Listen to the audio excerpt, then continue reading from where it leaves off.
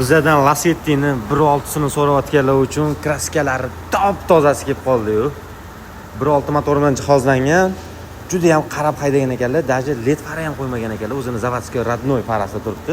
Oyog'iga mana bunaqa to'rtta yaxshi archa bilan taqib qo'yilgan. Metan gazlari bor. Luklar ishlayapti. Uni polirovka himchiska qilib tayyor qildirib qo'ygan ekanlar. Mana salon holatlari 218.426 km masofani bosib o'tgan. Mana bunaqa yaxshi chixol qo'l ishladi. Avtomat korobka, Tesla monitorlari bor. Adashmasam Magic turtlari ham bor. Mana orqa holatlari. Chotki bo'lib turibdi. Yolg'on bo'lib qolmasin, bilsanglar, Lacetti'ga tegan kasallik bu tomonida emas, mana bu tomonida. Mana shu o'zi bular bilmas pitno tushgan kalankaga hech qanaqa udari yo'q ekan. Kelib ko'rib, proverka qilib, qolgan joylarni tekshirib olsa, qolgan joylar top-toza ekan.